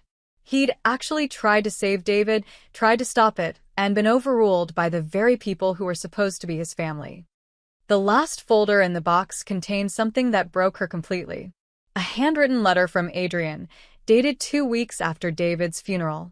It had never been sent. Dear Mrs. Martinez, you don't know me and you never should. But I was there the night your husband died. I tried to pull him from the car. I was too late. I know this is meaningless, but I'm sorry. Your husband was brave. He was good. He was everything I'm not, and never will be. I can't undo what my family did, but I can make sure it means something. I'm collecting evidence. Everything they've ever done. Everyone they've hurt. Someday, I'll bring them all down. For David. For Teresa and her daughter. For every innocent person who got caught in our war. I don't expect forgiveness. I don't deserve it. But I needed you to know that someone remembers. Someone knows your husband died a hero. I'm sorry I couldn't save him. A stranger who failed you. Clara clutched the letter to her chest, tears streaming down her face. All this time, she thought Adrian was just another criminal trying to save himself. But he'd been carrying this guilt for 3 years, documenting every crime, building a case against his own family, all because he couldn't save one good man. She spent the next hour going through the rest of the boxes. There were dozens of them, enough evidence to prosecute hundreds of crimes, implicate hundreds of people. Adrian had been meticulous, obsessive, turning his guilt into a crusade. The last box contained something different. Personal items. A rosary. A photo album. The picture of young Adrian with his nephew Marco, along with others, family gatherings, holidays, moments before everything went wrong. At the bottom was a leather journal. Clara opened it to the first page. This is a record of my sins. If I die before I can make amends, let this stand as my confession. She flipped through the pages. Adrian had documented everything. Every person he'd hurt, every crime he'd committed, every order he'd followed. But interspersed with the confessions were entries about trying to change, about moments of doubt, about the growing realization that he was trapped in a life he'd never chosen. The last entry was dated the day before she'd found him in the alley. Vico knows. The meeting tomorrow is a trap. I'm not walking away from this one. But maybe that's okay. Maybe this is the only way to truly break free. Die as Adrian the criminal. Rise as evidence against everyone who made me into this. I'm tired of being too late. Tired of failing everyone who needed me. If I can save one person, just one, before I go, maybe that's enough. Maybe Clara Martinez and her son can have the peace I took from them. Maybe that's my redemption. Clara closed the journal, her vision blurred with tears. She pulled out her phone and called Morrison. I found Adrian's storage unit, she said when he answered. You need to see this. All of it. Is it bad? Clara looked around at the boxes, at the years of evidence, at the proof of Adrian's desperate attempt to balance the scales. It's everything. Every name, every crime, every person who needs to answer for what they've done. We'll send a team. Morrison? Clara interrupted. There are FBI names in here too. People who knew David was in danger and didn't protect him. Silence on the other end. Then, I'll come myself. With people I trust. After she hung up, Clara sat among the boxes and waited. She thought about David, who'd tried to save one woman and ended up exposing an empire. She thought about Adrian, who'd tried to save everyone and destroyed himself in the process. And she thought about Leo, safe in San Diego, drawing pictures of heroes and fire trucks, still innocent enough to believe good always won. Clara pulled out the photo of Adrian and Marco, studying Adrian's young, unguarded face. Before the weight of family expectations. before the violence and guilt. Just a young man holding his nephew's hand, both of them smiling. "You did it," she whispered to the photo. "You weren't too late this time. You saved us." Outside, she heard cars pulling up. Morrison and his team, ready to collect years of evidence, ready to bring down everyone who'd escaped justice. Clara stood, brushing off her jeans. She had one more stop to make before going back to San Diego. One more person who deserved to know the truth. She locked the storage unit and drove across the city to Evergreen Cemetery, to the modest headstone that marked David's grave. Someone had left fresh flowers. Clara knelt, touching the cold marble, and pulled out Adrian's unsent letter. "I found him, David," she said softly. "The man you said to trust. You were right about him. He wasn't perfect, but he tried. God, he tried so hard." The wind rustled through the trees, carrying the scent of jasmine.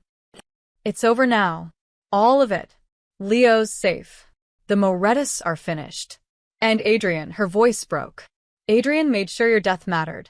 Made sure you didn't die for nothing." Clara placed the letter on the grave, weighing it down with a smooth stone. Then she stood, wiping her eyes. "I love you," she whispered. "Always."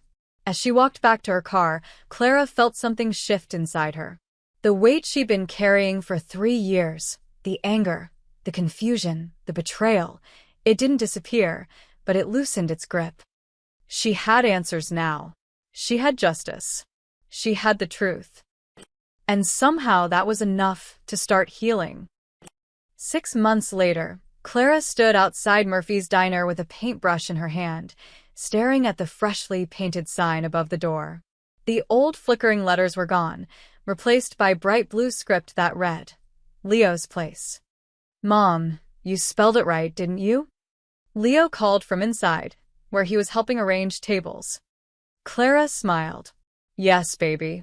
I spelled it right." The renovation had taken 3 months, and every penny she'd saved, plus some help from an unexpected source. The insurance money from David's death, which she'd never been able to touch, had finally felt right to use. And the trust fund from Adrian. After weeks of wrestling with her conscience, she'd accepted it, but only for Leo's education and this one dream. A second chance. That's what the diner represented. Rachel had driven up from San Diego to help with the grand reopening. She emerged from the kitchen carrying a tray of fresh coffee cups. The espresso machine works perfectly. Adrian's lawyer knew what he was doing with that equipment list. Clara had found the list tucked into the trust fund documents, detailed recommendations for commercial kitchen equipment, sustainable suppliers, even menu suggestions. Adrian had thought of everything, planned for a future he'd never see. He would have liked this, Father Miguel said, arriving with a box of pastries from the church bake sale. A place of community, of hope. He was a criminal, Clara said automatically, though the words had lost their edge. He was a man who made terrible choices, then tried to unmake them. The priest set down the box. That's the definition of redemption, Clara. Not perfection, but the attempt to be better. The bell above the door chimed. Detective Morrison entered, Chen right behind him. Both were in civilian clothes, smiling. "We heard there was a grand opening," Morrison said. "Thought we'd show support. And get free coffee," Chen added with a grin. Clara poured them each a cup. "Any news on the trials?" Morrison's smile faded slightly. "Carlo Moretti was sentenced yesterday. Life without parole. Vico got 30 years. We're still working through the others, but every single person Adrian documented is either in custody or on the run." "The FBI agents?" Clara asked quietly. 3 suspended, pending investigation. 2 already resigned. Morrison's voice was hard. "They failed David. They'll answer for it." Clara nodded, feeling a small piece of justice click into place. The morning passed in a blur of activity. Mrs. Chen arrived with her entire book club. Officer Boyd, Marcus's father, came in sheepishly to apologize for his son's comments and ended up staying for lunch. The diner filled with neighbors, regulars from Murphy's old days, and new faces drawn by curiosity. Leo worked the room like a natural host, chatting with customers, showing off the new sign, telling everyone his dad would have loved this place. Clara watched him with a mixture of pride and heartbreak. He was so much like David, kind, brave, seeing the good in everything. Around 2 p.m., during a brief lull, Clara stepped outside for air. The Los Angeles afternoon was warm, the street busy with life. She leaned against the brick wall, letting the sun warm her face. "Excuse me?" Clara opened her eyes. A woman stood nearby, maybe 40, with kind eyes and a little girl clutching her hand. The girl was about 8, with dark curls and a shy smile. "Are you Clara Martinez?" the woman asked. Yes. "Can I help you?" The woman's eyes filled with tears. "My name is Teresa Giordano. This is my daughter, Sophia. I heard about the diner, about what happened with Adrian and the trials. I wanted to come thank you." Clara's breath caught. David helped you. He saved our lives." Teresa's voice shook. "We've been in Oregon, new names, new life. But when I heard about Adrian's testimony, about how he'd exposed everyone," she wiped her eyes. "Your husband died protecting us. And Adrian, he made sure Vincent could never hurt us again." Sophia tugged on her mother's sleeve. "Mama, can I tell her?" Teresa nodded, and Sophia stepped forward. "Mr. Adrian found us 2 years ago. He came to our house in Oregon and told Mama he was sorry. He gave us money for college for me. And he said," Sophia's small voice was clear and serious, "he said my life mattered, that what his family did was wrong, that he'd make it right." Clara knelt down to Sophia's level. "He did make it right. Both of them did. Your life matters very much." Teresa pulled an envelope from her purse. "Adrian gave this to me. He said if anything ever happened to him, I should bring it to you." She handed it over. "I'm sorry it took so long. I was scared to come back to Los Angeles. But I needed you to know that David's sacrifice wasn't in vain. We're alive because of him." After Teresa and Sophia left, with promises to return for dinner sometime, Clara sat at a corner booth and opened the envelope. Inside was a single page, Adrian's handwriting familiar now. "Clara, if Teresa found you, it means I'm gone." "Good. That means she's safe enough to travel, which means the family is truly finished. I want you to know something. When I found Teresa and Sophia in Oregon, I saw what David had given his life for. A mother and daughter, safe and happy, building a normal life. It was the first time I understood what real courage looked like. Not violence, not power, but sacrifice for someone else's future. Your diner, Leo's place, it's perfect. A place where people can come and feel safe. Where second chances are served with coffee and kindness. David would be proud. I never got to tell you this in person, so I'll say it now. Thank you for seeing me as human.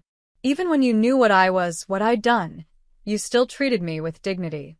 That one night in your apartment, eating those eggs, watching you with Leo, it reminded me what I'd lost. What I'd thrown away when I chose my family over my conscience. You gave me something I thought was gone forever. Hope that change was possible. Live well, Clara. Raise Leo to be like his father, brave and good and true. And maybe, sometimes, when you pour coffee and feed the hungry and make people smile, think about the fact that you saved a man who didn't deserve saving. And that man spent his last days making sure you'd never be afraid again. Thank you for mercy.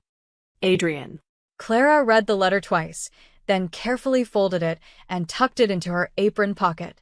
She looked around the diner, at the customers laughing, at Leo refilling water glasses with intense concentration, at the life she was building from the ruins of the old one.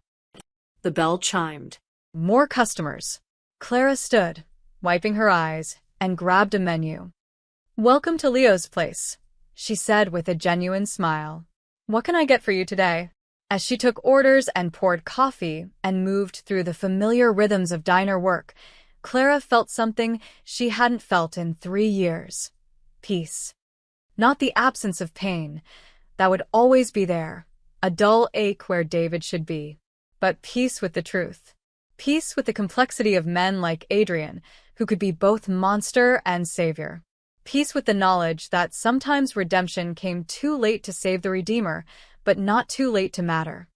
That night, after the last customer left and Leo was asleep in the apartment upstairs, Clara stood in the empty diner and looked at the photo she'd hung behind the counter. David in his community service uniform, grinning like he'd won the lottery. Next to it, she'd hung something else.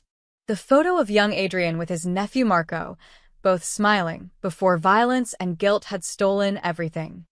"You're both here," she whispered to the photos. "Both of you watching over us.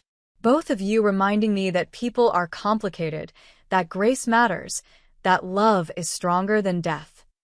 She locked up the diner and climbed the stairs to her apartment, to her son, to the future they were building. Behind her, the sign glowed in the darkness. Leo's Place. A diner of second chances. A monument to the men who died trying to do the right thing. And a promise that their sacrifice would never be forgotten. 1 year after opening, Leo's Place had become more than just a diner. It was a neighborhood fixture, a gathering place, a small beacon of hope on a street that had seen too much darkness. Clara was wiping down the counter on a rainy Thursday evening when she noticed him. A man in a dark coat, standing across the street under the awning of the closed hardware store. He'd been there for 10 minutes, just watching the diner through the rain-streaked windows. Not moving, not threatening, just watching. Her heart seized. After a year of peace, the old fear came roaring back. She reached for her phone, Morrison's number on speed dial. But something made her pause. The way the man stood, shoulders slightly hunched against the rain. The way he kept his distance, careful not to alarm. There was something familiar about the posture, the careful stillness. The dinner rush had ended. Only 2 customers remained, Mrs. Chin nursing her decaf and reading a mystery novel, and old Mr. Kowalski working on the crossword puzzle he did every night. Leo was upstairs doing homework. Clara made a decision. She grabbed an umbrella and stepped outside.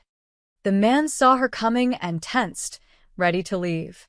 But he didn't run. As she got closer, Clara's steps faltered. It couldn't be. It was impossible. But in the glow of the streetlight, she saw his face clearly. Older, thinner, with a beard he hadn't had before and different colored hair. But the eyes were the same. Dark, haunted, carrying the weight of too many ghosts. "Adrian." The word came out as barely a whisper. "I'm sorry," he said quietly. His voice was rougher, like he hadn't used it much. "I shouldn't have come. I needed to see that you were okay." Clara's mind reeled. "You're dead." "I identified your body," Morrison said. "You identified a body that looked enough like me to fool people who wanted to believe I was dead." Adrian's smile was sad. "Vika wasn't the only one who could arrange things. I had help. People who owed me favors. People who believed in what I was trying to do. The FBI. Some retired agents who were tired of watching good people like David get sacrificed. They helped stage the ambush, helped me disappear. My testimony was already recorded, my evidence submitted. I was more valuable as a ghost than a witness." He looked at the diner, at the glowing sign. "I've been following the news. The trials, the convictions. It worked. The family's gone. Why come back now?" Clara's voice shook with emotions she couldn't name. Anger, relief, confusion, something else she didn't want to examine. "Because I'm leaving." For real this time. "Tomorrow I get on a plane to somewhere very far away, somewhere I can disappear completely. But I couldn't go without." He stopped, swallowed hard. "Without seeing that my death meant something. That you and Leo were safe and happy." Clara studied his face, this man who'd been dead for a year, who'd sacrificed everything to protect them. "You could have stayed dead. You didn't have to come back, even for this." "I know." Adrian's eyes met hers, and in them she saw the same desperate need for absolution she'd seen that first night in her apartment. "But I realized something.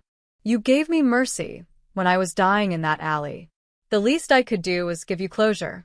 Let you know that the sacrifice was real, that you weren't just another casualty in my family's war. You're not him anymore, are you? Clara said softly. The man who ran the Moretti family. The enforcer. That person really did die.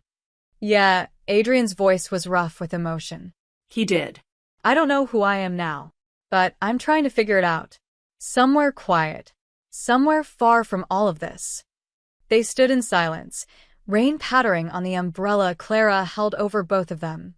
Inside the diner, Mrs. Chen looked up from her book, then discreetly looked away. Leo asks about you sometimes, Clara said finally. About Mr. A. He says you were nice. Adrian's face crumpled for just a moment. How is he? He's good. Smart, brave. Growing up too fast, Clara smiled despite everything. He still draws. Started a comic book about a superhero who helps people even though everyone thinks he's the bad guy. That sounds like Leo. Adrian took a step back into the shadows. I should go. I've already stayed too long. Clara caught his arm. He froze, looking at her hand on his sleeve like it was something miraculous. Thank you. For everything. For David's justice. For our safety. For trying. I was too late to save him, Adrian said, his voice breaking. But not too late to save us. Clara released his arm. That counts for something. That counts for everything. He nodded, not trusting himself to speak. Then he reached into his coat and pulled out a worn stuffed rabbit. Identical to Leo's, Mr. Hoppy. I noticed Leo's was getting pretty threadbare. This one. Adrian's voice was thick. This was Marco's. My nephew. I've been carrying it for 15 years, like a talisman. Like if I held on to it, I could somehow protect him retroactively. He held it out. But I think it should go to someone who's still here. Someone whose life I actually managed to protect. Clara took the rabbit, her eyes burning. He'll love it. Tell him. Adrian stopped, then tried again. Tell him Mr. A said to keep being brave. And to take care of his mom. I will. Adrian stepped fully into the rain, no longer protected by the umbrella. Goodbye, Clara. Live well. Be happy. Forget about ghosts. Some ghosts are worth remembering, Clara said softly. He smiled, a real smile, sad but genuine, and then he turned and walked away into the rain. Clara watched until he disappeared around the corner, a shadow dissolving into shadows. She stood there for a long moment, holding Marco's rabbit, rain misting around the umbrella's edge. Then she turned back to the diner, to the warm light spilling onto the wet pavement, to the life waiting inside. Mrs. Chun had paid her bill and left quietly. Mr. Kowalski was gathering his things. Clara locked the door behind him, flipped the sign to closed, and climbed the stairs to her apartment. Leo was at the kitchen table, surrounded by colored pencils and paper, working on his comic book. He looked up when she entered. Mom, you're all wet. Just stepped outside for a minute. Clara set Marco's rabbit on the table. Look what I found in the storage room. Must have been there from Murphy's old days. Thought you could give it to Mr. Hoppy as a friend. Leo's face lit up. He picked up the rabbit, examining it carefully. It looks old, like it has stories. I think it does, Clara said, running her fingers through his hair. Very old stories. But maybe it's ready for some new ones.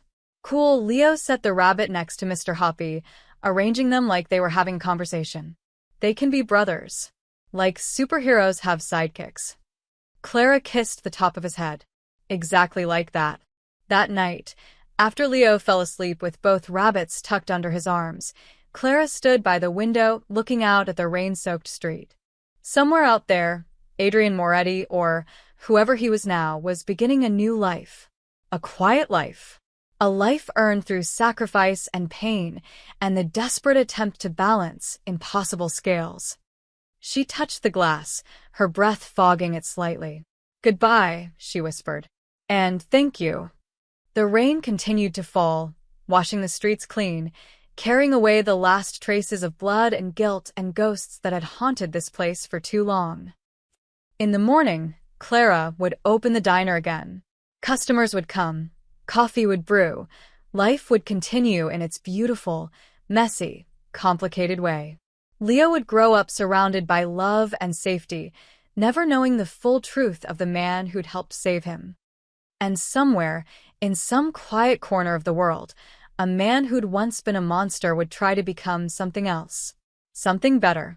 Not seeking forgiveness, that was impossible, but seeking peace. Clara turned away from the window and climbed into bed. For the first time in years, she fell asleep easily, without checking the locks twice, without listening for footsteps in the alley, without fear pressing down on her chest. The ghosts were finally quiet. The dead were finally at rest. And the living, they were learning slowly to do what seemed impossible a year ago. They were learning to live again. Outside, the rain stopped. Stars broke through the clouds. And on the street below, the sign for Leo's place glowed softly in the darkness, a promise kept, a life honored, a future built on the ruins of the past. A diner of second chances, where mercy was served alongside coffee, where redemption, however late, however incomplete, was always possible, where ghosts came to say goodbye, and where, finally, the living could be at peace. The end.